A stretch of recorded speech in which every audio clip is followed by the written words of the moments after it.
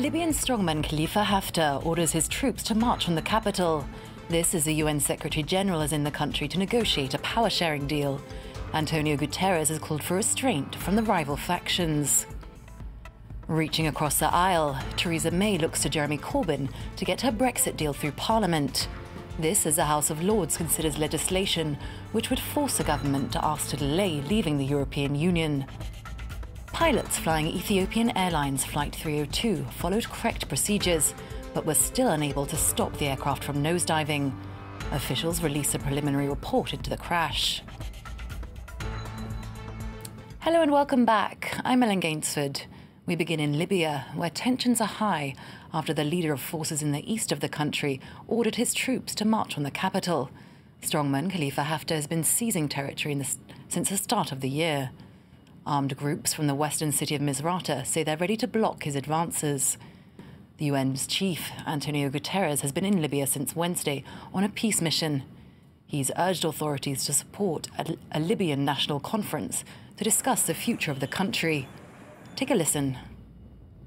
I want to make a very strong appeal, an appeal for all military movements to stop, an appeal for containment, calm, de-escalation, both military and political and verbal de-escalation. We have conceived the idea in close consultation with Libyans all over the country, in town halls that were made all over the country during more than a year, that there should be a Libyan national conference, Libyan-led and Libyan-owned, inside Libyan territory, to be able to discuss the future of Libya, the political evolution of the country, to normalize and stabilize the situation in Libya.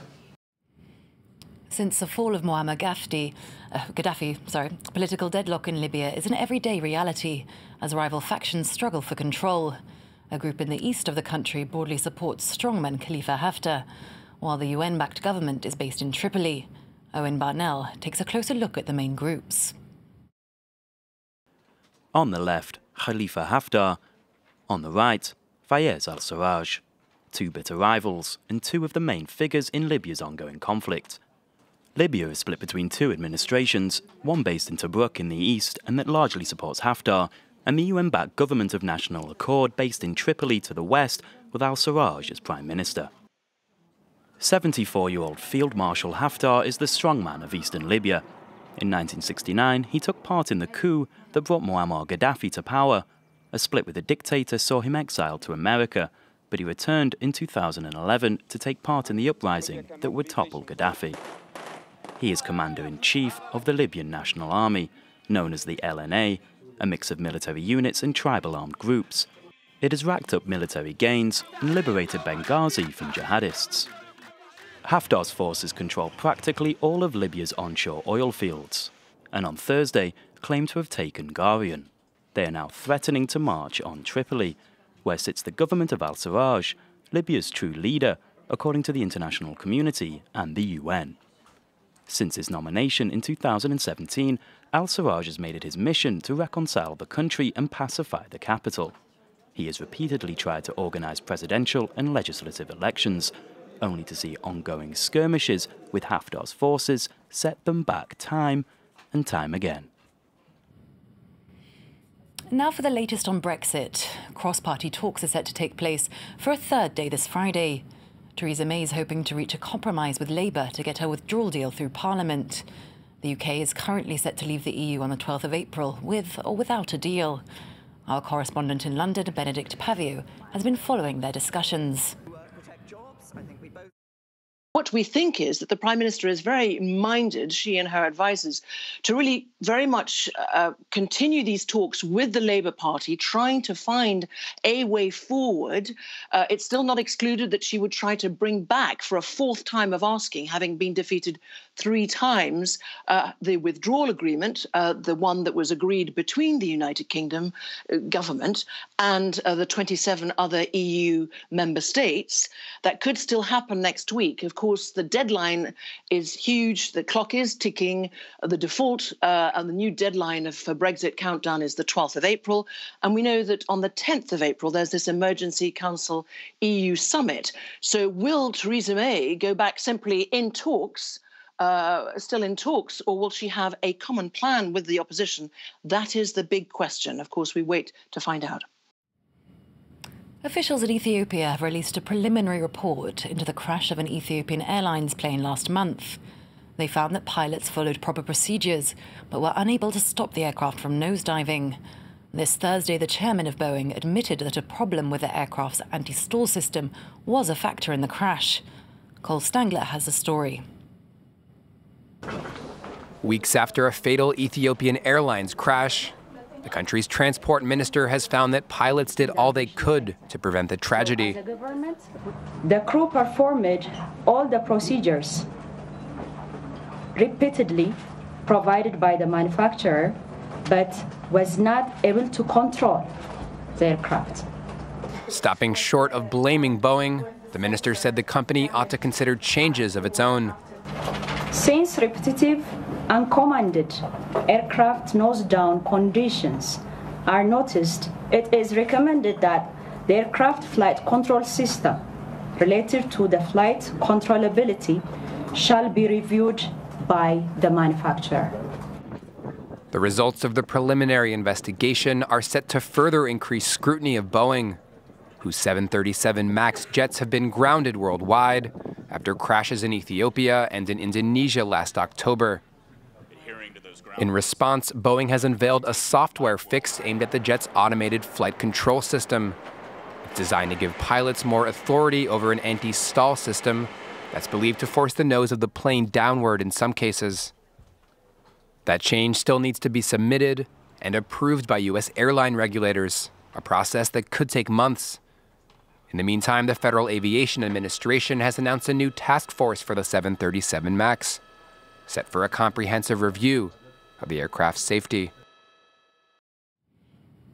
The US Senate has taken its stand on Yemen, voting to reduce American involvement in the war.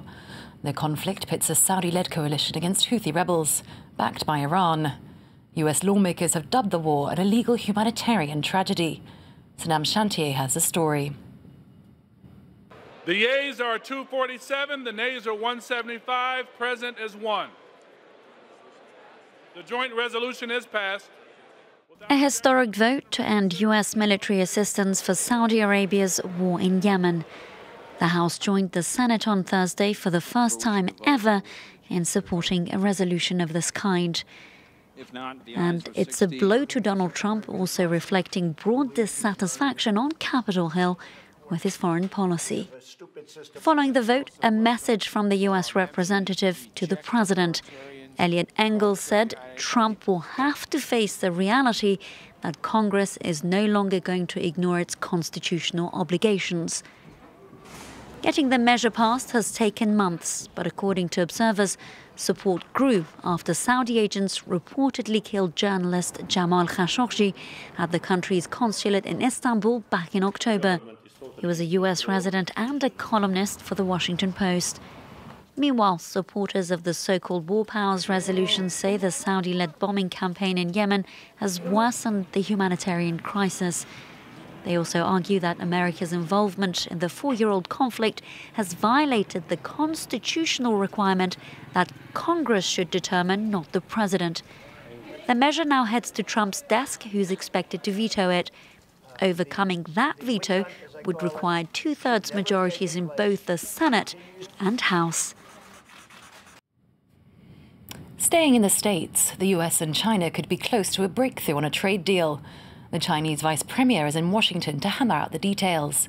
Donald Trump claims a new agreement could be announced in around 4 weeks. Let's take a listen to what he had to say earlier. A trade deal with China is good for the world. It's good for us and China, but it's good also for the world. I think it's very important. We'll see if it happens. We've never done a deal like this with China, and it's a very unique set of circumstances, but it's a massive deal. Could be one of the, I guess it is, if you think about it, the biggest deal ever made. And we'll see if it happens. It's got a very, very good chance of happening.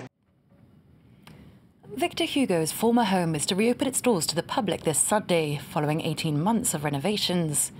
Hauteville House was Hugo's home during his exile on the British island of Guernsey. The layout and decor were designed by the author himself. Hugo was banished from France after Napoleon III carried out a coup d'etat. He spent 15 years there, and it's where he wrote many of his best-known novels, including Les Miserables.